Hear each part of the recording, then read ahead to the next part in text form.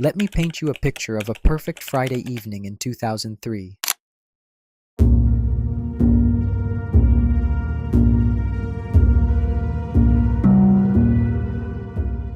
You're 16. You just finished a long week swinging hammers on construction sites with your dad.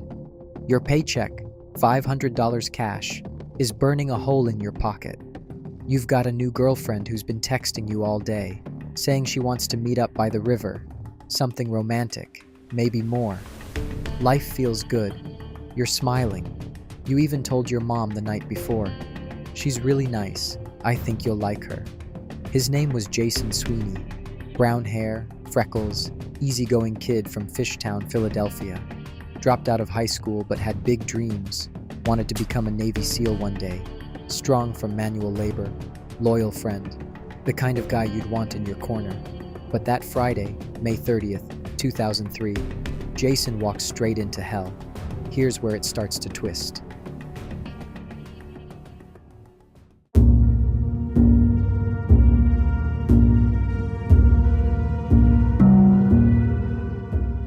The girl he was so excited to see?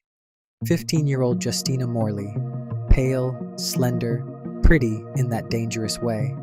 What Jason didn't know, and nobody told him, is that Justina had been sleeping with his own best friend since 4th grade, and with 2 other guys, all in exchange for heroin. She wasn't dating Jason because she liked him. She was dating him because he had money, and the 4 of them had been planning this for weeks. Let me say that again. Weeks. They even had a soundtrack. According to confessions read in court, they listened to the Beatles song Helter Skelter 42 times. 42. Just like Charles Manson and his family used it as their anthem for chaos. These kids were pumping themselves up with Manson music before they murdered their friend. But wait, it gets even darker.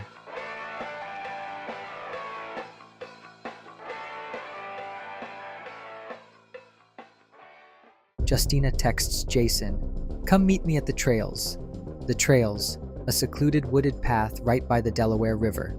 Perfect spot, no lights, no witnesses. She promises him exactly what every 16-year-old boy wants to hear. Jason shows up smiling, heart racing, ready for his date. What he walks into instead is an ambush. Hiding in the shadows, his childhood best friend Edward Batzig Jr., bespectacled, quiet kid everyone thought was harmless. Plus Nicholas Coia and his older brother Dominic. All of them high on jealousy and broke as hell. They jump him. Jason fights back. He's strong. He's a construction kid. But it's 4 against 1. They came prepared. A hatchet from the job site. A hammer. Big rocks. And they don't stop. The autopsy later showed roughly a dozen savage blows. Nearly every bone in his face was shattered. They kept hitting long after he stopped moving. When it was over, his face was unrecognizable. They reached into his pockets, took the $500 he earned honestly that week, and left his body in the dirt. But here's the part that still makes my stomach turn. They didn't run. They didn't panic. They walked home, washed the blood off their clothes and hands like it was nothing, then went straight out and bought heroin with Jason's own paycheck. They partied that same night, bragged about it, and right after the killing, they even did a group hug, like they'd just won a football game. Let that sink in.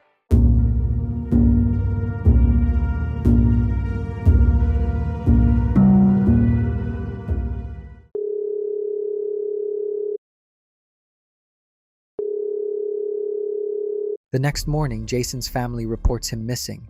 Cops start asking questions.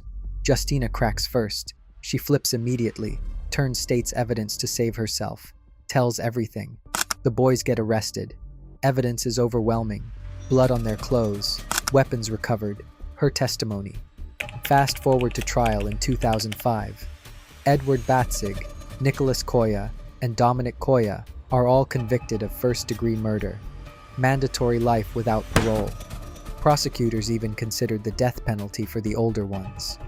Justina pleads guilty to third-degree murder, gets 17.5 to 35 years. Now here's the update nobody expects in 2026. Justina Morley was paroled in December 2020. She's been free for over 5 years, living her life, while the 3 guys who swung the weapons are still rotting in prison for life. Pennsylvania courts reviewed their sentences because they were juveniles, but the judges looked at the brutality, the planning, the Manson playlist, and said, nope, life stays life. Jason's mother, Dawn, stood in court and begged them to keep it that way. She said her son trusted these people. He called Edward brother. He thought Justina was the one. And she was right about one thing.